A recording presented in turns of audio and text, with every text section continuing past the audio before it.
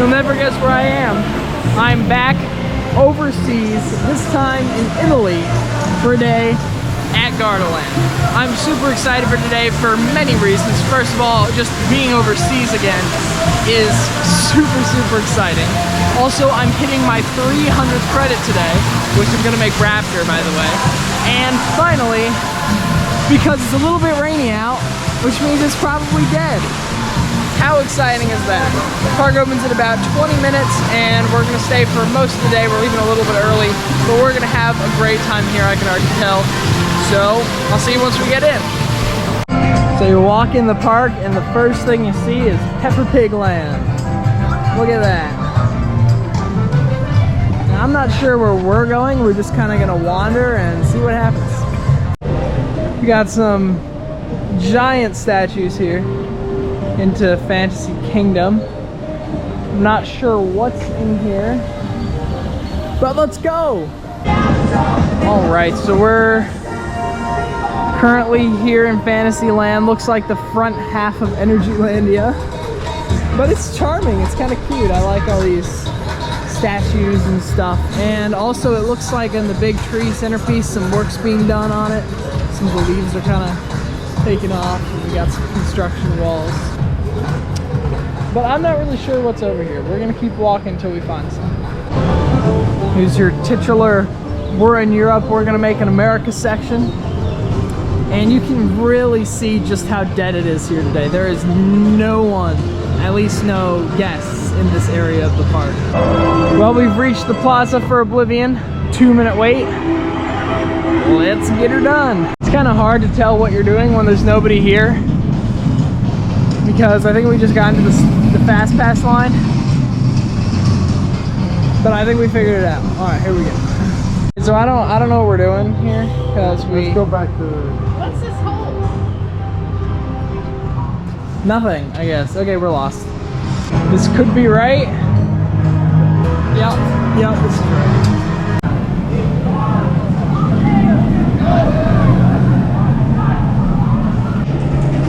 Just got off my first ever ride on Oblivion the Black Hole at Gardaland.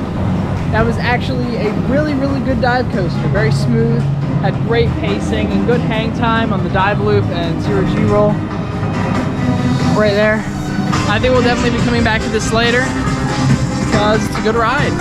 If you know me, then you know that I'm a sucker for the small details. If you look over here where Oblivion's first drop is going into the hole, you can see, like, not only does this car get sucked in, but also the tile on the ground is also being sucked into the hole. And theming elements from the adjacent land also are getting sucked in. So I think that's all very interesting. That helps kind of keep the theme going, even in places where you don't expect to look. We're waiting it out under this weird Western wagon thing, because it started to rain again. Although actually right now it is not that bad. It was coming down pretty hard earlier.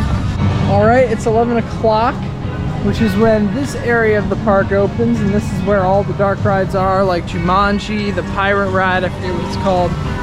But there's all sorts of stuff over here that's indoors. It's great for the rain, so we're gonna hang out in there for a while.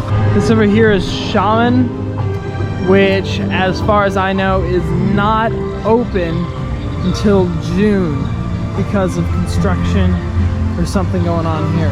But what is open is Jumanji the Adventure, which I am personally really excited for. This might even be what I was most excited for coming to this park.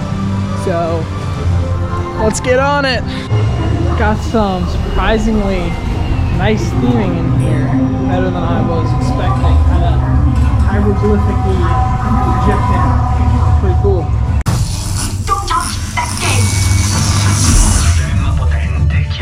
L'anima del gigante è stata rubata e un terribile sortilegio ha colpito Jumanji.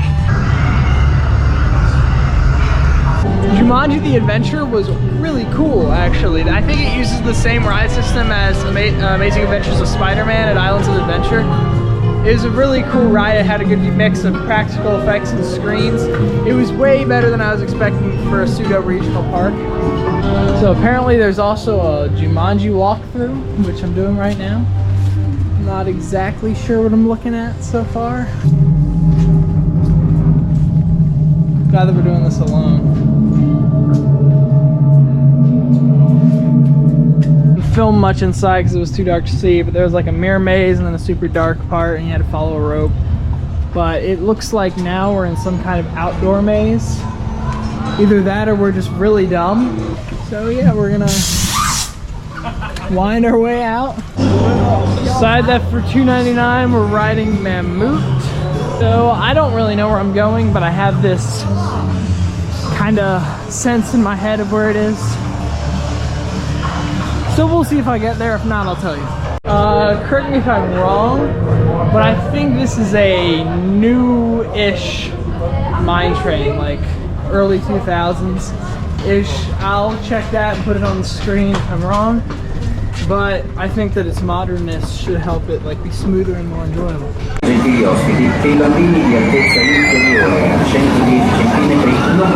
Mammut was very, very good actually. It was very reminiscent of Colorado Adventure at Phantasialand. It had 3 lift hills, very, very long cycle. But best of all, it had good forces. After the first lift hill was kind of tame, but then after the second and third, it really ramped up a bit, and there was lots of positive G's and laterals and stuff, and it was a really good ride, really good mine train. I think it works really well at the park, and really good theming too. For lunch, we're eating at the Blue Tornado restaurant, which, as you could probably guess, is fittingly across from the apparently horrendous Blue Tornado SLC. Got my food. I got a bacon cheeseburger, some fries, and in all honesty, not great, but it's edible, and that's really all that matters when it comes to food, so I'm gonna eat it. It's not the worst thing in the world. Here we go. 300th coaster. I'm really digging this like woodsy setting here. I really like how they kind of integrated this into the theme, which looks kind of like, pretty sure it's dinosaur theme, like velociraptors. Enclosure and that up there, definitely the theme. One thing that I've noticed for these rides is they have an absurd amount of queue space. They also have and then compensate in a really weird way. So it's kind of hard to tell where you're supposed to be going, but I think it's right here. Here we go. So I'm a little bit confused on the theme of this ride because, you know, I was leaning towards, you know, velociraptors because of, you know, the paddocky stuff. It says quarantine on the wall. We got all these spooky quarantine symbols, and then there's these weird guns in the station. So I don't really know what's going on, but I'm really like enjoying just the way the station looks. I think it has a cool aesthetic to it.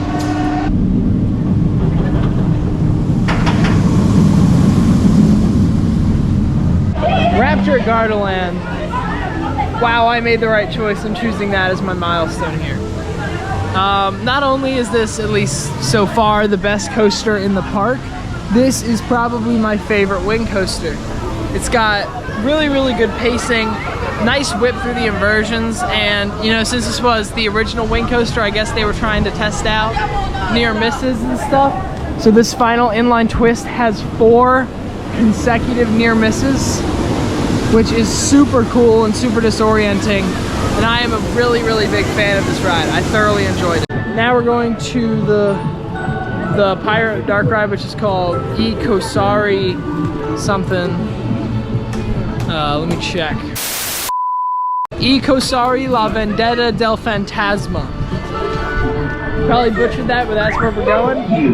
It's kind of tucked away, but we found Ecosari La Vendetta del Fantasma over here in the pirate section. No line like anything else here, and I've heard it's pretty good, so I'm looking forward to riding it. Just kind of in love with how this queue line goes through a pirate ship. I think that's like really cool. Oh wow, this is really down there. So we're kind of positioned atop of a hill right now, and it looks like we're going into the hill for this ride, which is really weird. So Ecosari was one of the dark rides of all time. I don't really know what to think about that. They had these really cool, like, big practical scenes set up, but then they ruined them with like these projections of weird ghost pirate things, and I had no idea what was going on. That probably has to do in part with the fact that I don't speak Italian, but it was pretty good overall. We're riding Jumanji again. Based on my last ride, I'd say that either this or Raptor is my favorite ride in the park. I really like Jumanji, but I'm mainly riding it again now that I've ridden Raptor to kind of see if this is my favorite in the park or not. So, let's go.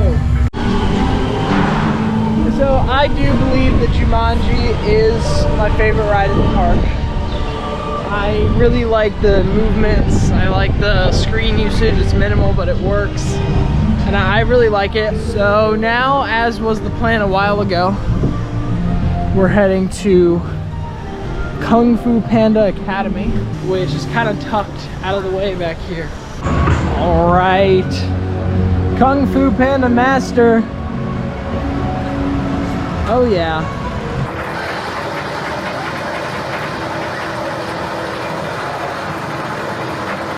That was not pleasant. Like the most compact trains I've ever seen. And then the brake run hit so aggressively, and like I was sideways, so like my head flew this way, and like I banged it into the seat next to me. So that was not very pleasant. Okay, pray for me. It's Blue Tornado time. Canopy Coaster said that this is the worst of all of the SLCs. SLCs are pretty bad. I've ridden some bad ones like Flight Deck of Canada's Wonderland. And if this is worse than that, I think I'm actually legitimately going to die.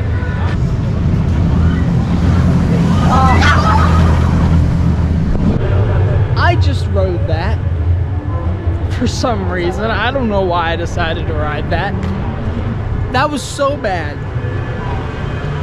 So bad. Who designed that? Okay. What? Well, seeing as we have some time on the way out, why not? Music's an absolute bop.